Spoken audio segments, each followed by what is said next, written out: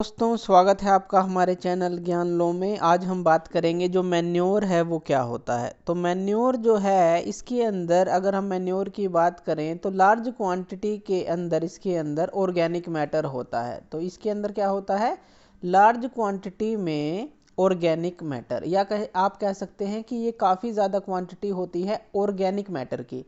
अब यहाँ पर बात आती है कि जो ये ऑर्गेनिक मैटर है ये क्या है। अब ये हमारा आता है ऑर्गेनिक मैटर, ये कहाँ से आता है, ये यानी कि जो मैन्योर है किस तरह से प्रिपेयर किया जाता है।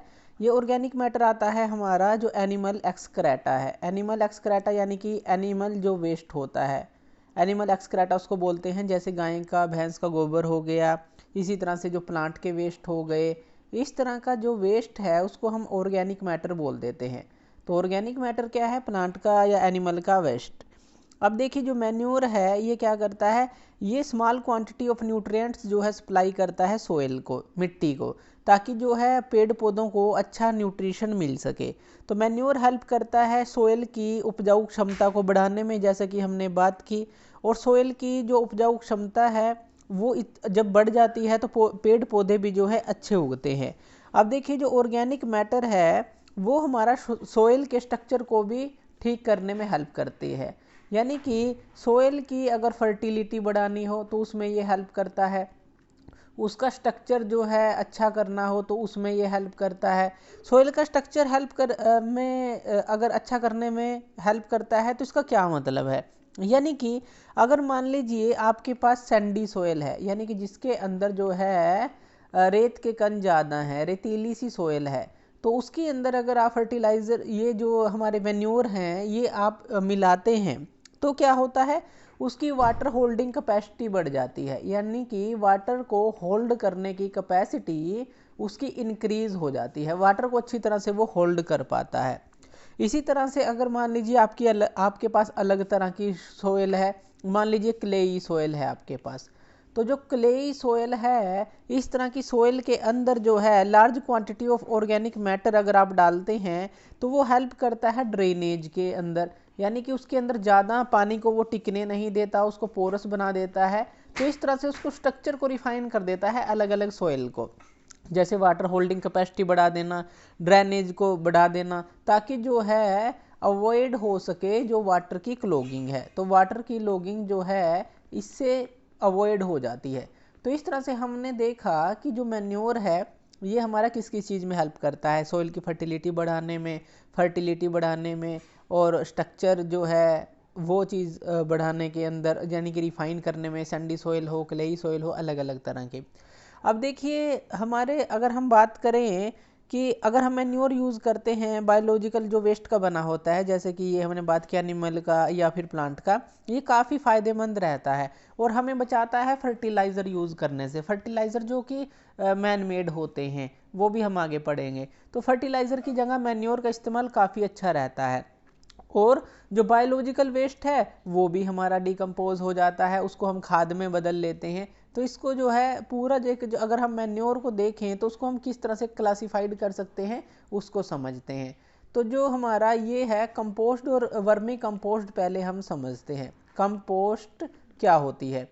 अब कंपोस्ट क्या होती है, यानी कि जो खाद है, अब ये जो प्रोसेस है जो कि फार्म वेस्ट से बनता है, जो कि हमारा फार्म वेस्ट होता है उससे इसको बनाया जाता है।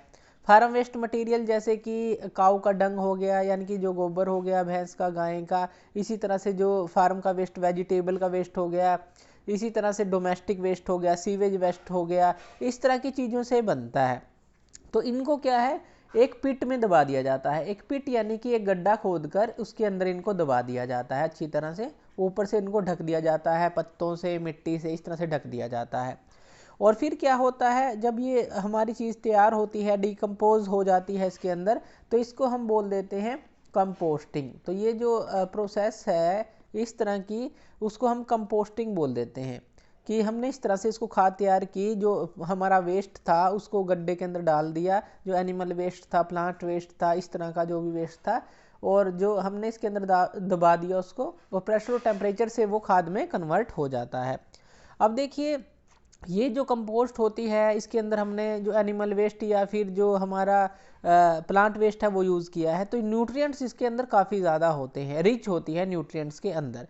अब ये तो है कंपोस्ट। एक होती है हमारे पास वर्मी कंपोस्ट। तो ये तो कंपोस्ट हमने देखा किस तरह से बनाते हैं, और दूसरा जो है वर्मी कंपोस्ट, ये हम किस तरह से बनाते हैं इसको जान लेते हैं। जो वर्मी कंपोस्ट होता है इसके लिए यूज़ किए जाते हैं अर्थवॉर्म्स का।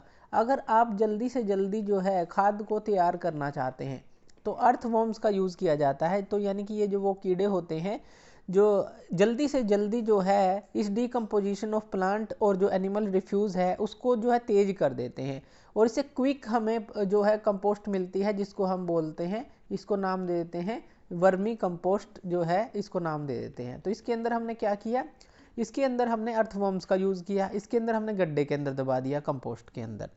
अब इसी तरह से दूसरा होता है हमारा ग्रीन मैन्योर। तो ग्रीन मैन्योर क्या होता है वो हम जान लेते हैं। अब ये तो हमने देखा किस तरह से खाद बनाते हैं। एक ग्रीन मैन्योर के नाम से भी आप जान लीजिए कि यानी कि ये जो चीज़ें हैं ये भी न्यूट्रिएंट सप्लाई करते हैं जो हमारी भूमि होती है उसको।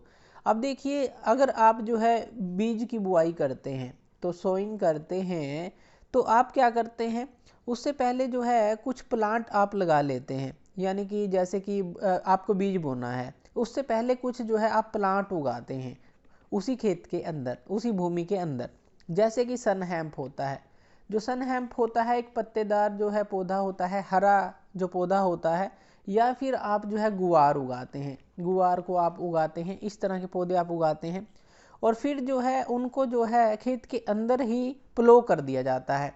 यानी कि एरो के साथ, हल के साथ, इनको जो है उसी के साथ प्लो कर दिया जाता है।